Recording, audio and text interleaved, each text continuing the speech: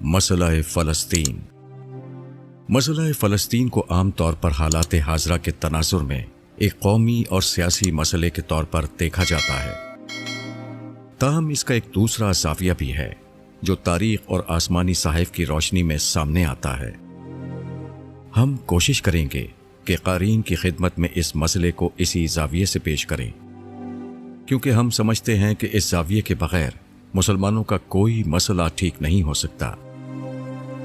مسئلہ فلسطین اپنی موجودہ شکل میں پہلی جنگ عظیم میں پیدا ہوا، جب یہ فلسطین خلافت عثمانیہ کا ایک حصہ تھا۔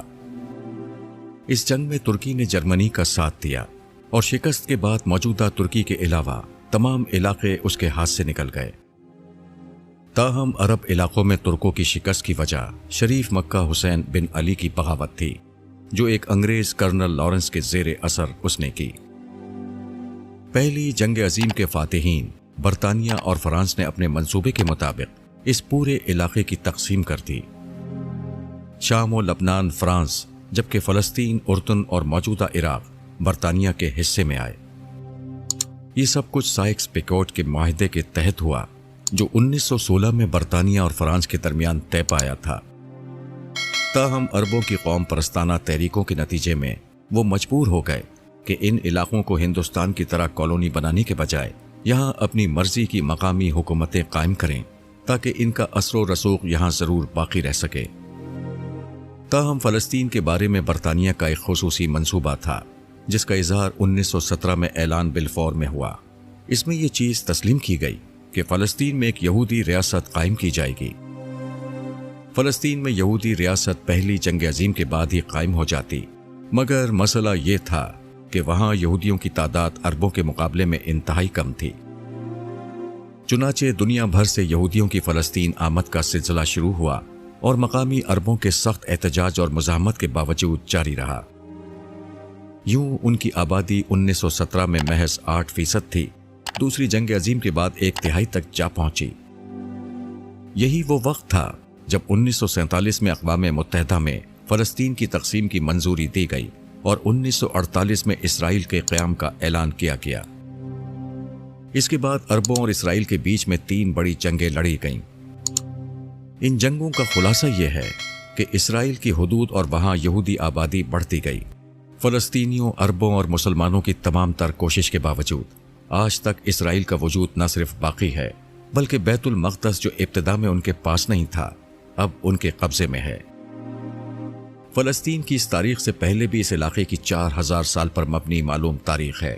خوش قسمتی سے اس تاریخ پر قرآن مجید نے تبصرے کر دیے ہیں، اس لیے ہم بالکل صحت کے ساتھ بتا سکتے ہیں کہ اس علاقے میں جو کچھ ہوتا رہا وہ کیوں ہوتا رہا۔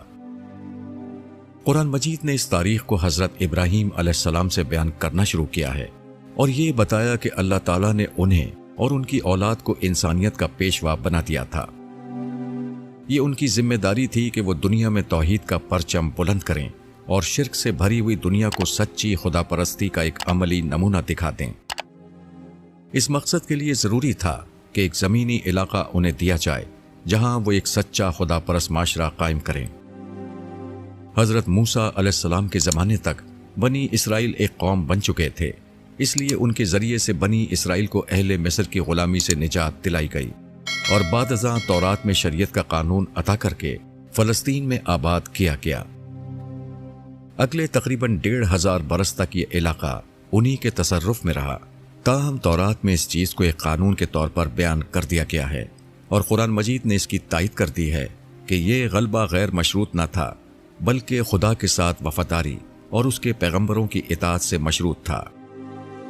چنانچہ اسی اصول پر بنی اسرائیل کی وفاداری کی بنا پر انہیں غلبہ و اقتدار ملتا اور غداری پر بدترین سزا۔ حضرت داؤد و سلیمان علیہ السلام کے دور میں ملنے والا سپر پاور کا مقام اور مکابی تحریک کے بعد ملنے والا سیاسی اقتدار اسی وعدے کا ظہور تھا۔ اسی طرح بخت نصر اور رومیوں کے ہاتھوں بدترین تباہی اسی وعید کا ظہور تھی۔ حضرت عیسیٰ علیہ السلام کے کفر کے بعد بنی اسرائیل کو منصب امامت سے معزول کر دیا گیا اور ان کے لیے 2 سزائیں طے کر دی گئیں۔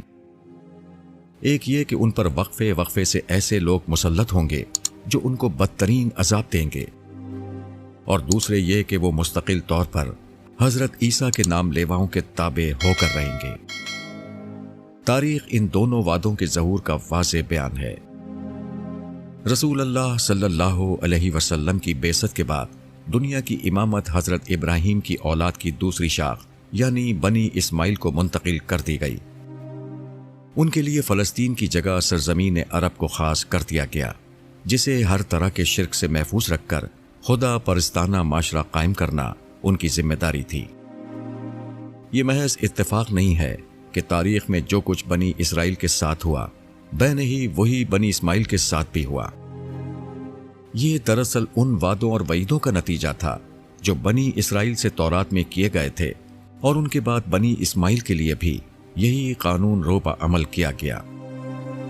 चुनाचे पहले हजरत दाऊद और सुलेमान अलैहिस्सलाम की तरह खिलाफत राशिदा के दौरान में बनी इस्माइल को अजीम गलबा हासिल हुआ, और फिर चंगेज़ व हलाकू के हाथों वही बर्बादी देखनी पड़ी जो बख्ते नज़र के हाथों बनी इसराइल को देखनी पड़ी थी। अजमी मुसलमान उसी तरह बनी इस्माइल को मिलने वाली सज़ा व जज़ा में शरीक थे, जिस तरह यहूद के साथ बसने वाले परदेसी उन्हें मिलने वाली सज़ा व जज़ा में शरीक रहे। चुनाचे मकाबियों की तरह जब मुसलमानों के दूसरे गलबे का वक्त आया तो इस दफ़ा ये आलमी गलबा अजमी मुसलमानों यानी तुर्कों और मुग़लों के ज़रिए से कायम किया गया। और जब दूसरी सज़ा का वक्त आया तो जिस तरह रोमियों ने बनी इसराइल और परदेसियों का लिहाज किए बगैर सबको तबाह किया था, उसी तरह जदीद रोमियों यानी मगरबी ताकतों ने अरब व अजम के मुसलमानों को यकसा तौर पर मगलूब कर लिया। हमने इब्तिदा में पहली जंग अजीम के बाद की जिस मुख्तसर तारीख को बयान किया था, वो दरअसल उसी दूसरे ज़वाल या आसमानी सहीफ़ों की रोशनी में उस दूसरी सज़ा का दौर है। लोग जब आसमानी सहीफ़ों की रोशनी से महरूम होते हैं तो उन्हें लगता है कि यहूद और मगरबी ताकतें उनके खिलाफ साजिश करके उन्हें जुल्म व सितम का निशाना बना रही हैं। मगर कभी कुरान को खोलकर अल्लाह ताला का वो तबसरा नहीं पढ़ते जो सूरह बनी इसराइल में बनी इसराइल पर बख्त नसर और रोमियों के हाथों आने वाली तबाही पर उन्होंने किया है। अल्लाह तौफीक दे तो इसके साथ तौरात और इंजील को पढ़कर नबियों के वो तबसरे पढ़ लें जो उन्होंने यहूद की इखलाकी हालत पर किए हैं।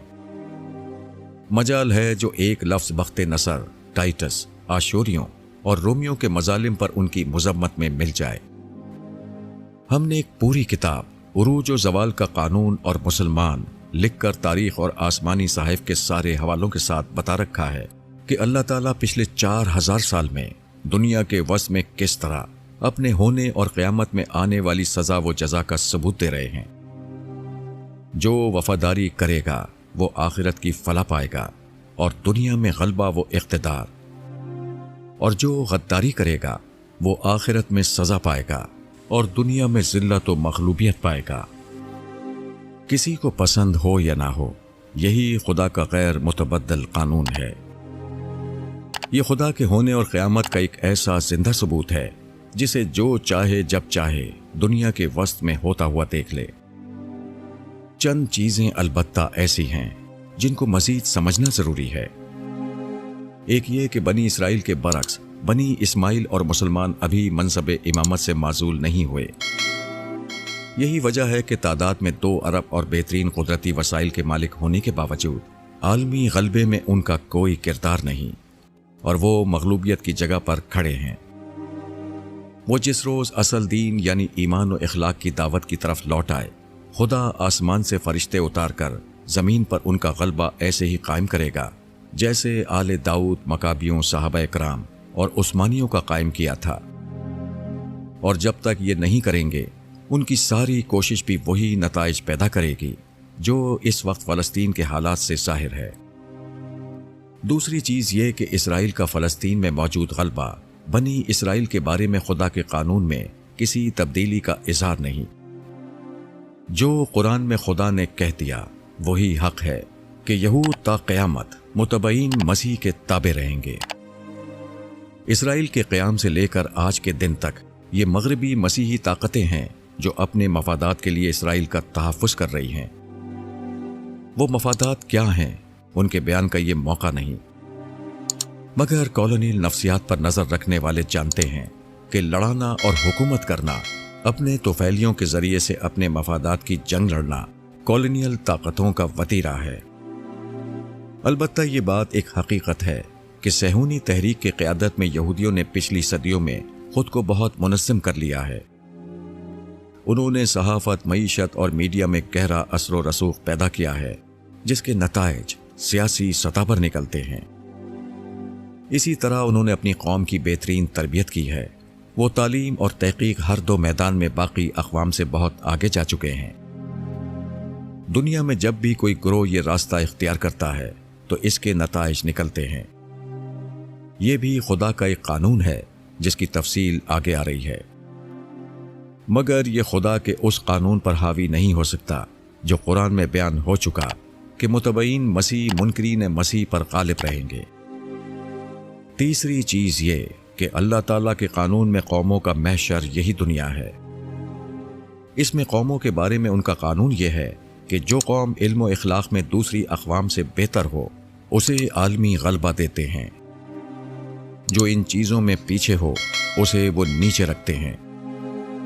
اس معاملے میں وہ ان معیارات کو ملحوظ نہیں رکھتے جو آل ابراہیم کے بارے میں ہیں، یعنی توحید سے وابستگی اور خدا کے رسولوں کی اطاعت کوئی شرط نہیں ہوتی۔ موجودہ مغربی طاقتوں کا غلبہ اسی اصول پر ہے۔ مسلمان اگر راہ راست پر نہ آئے تو اہل مغرب کے بعد اللہ تعالیٰ یہ غلبہ کسی اور کو انہی اصولوں پر دے دیں گے۔ چوتھی اور سب سے اہم بات یہ ہے کہ اس طرح کی صورتحال میں گناہگاروں کے ساتھ معصوم اور بے گناہ بھی صدمے آ جاتے ہیں۔ قرآن مجید نے اسی بات پر متنبہ کرتے ہوئے مسلمانوں سے کہا تھا کہ اس فتنے سے ڈرو جو خاص انہی لوگوں کو لاحق نہیں ہوگا جو تم میں سے ظلم کے مرتکب ہوں گے، اور جان رکھو کہ اللہ سخت سزا دینے والا ہے۔ الانفال آیت 25۔ چنانچہ فلسطین یا کہیں اور مسلمان کسی مصیبت کا شکار ہوں تو ہمیشہ یہ خیال کر کے اللہ کے حضور معافی مانگنی چاہیے کہ ہمارے گناہوں کی سزا یہ لوگ بھگت رہے ہیں۔ ہم نے مسلمہ تاریخ اور نبیوں کے پیغام کی روشنی جو واضح کرنا تھا کر دیا ہے۔ اب مسلمانوں نے مسئلہ فلسطین پر جتنی گفتگو کرنی ہے وہ کرتے رہیں۔ ہوگا وہی جو خدا کے قانون میں طے ہو چکا ہے۔ ان احسنتم احسنتم لانفسکم وان اسأتم فلہا۔ ترجمہ: اگر تم اچھے کام کرو گے تو اپنے لیے اچھا کرو گے، اور اگر برے کام کرو گے تو وہ اپنے لیے کرو گے۔ سورہ بنی اسرائیل آیت 7۔ اگر آپ نے ابھی تک ہمارا چینل سبسکرائب نہیں کیا تو ابھی سبسکرائب کریں اور بیل آئیکن کو کلک کر کے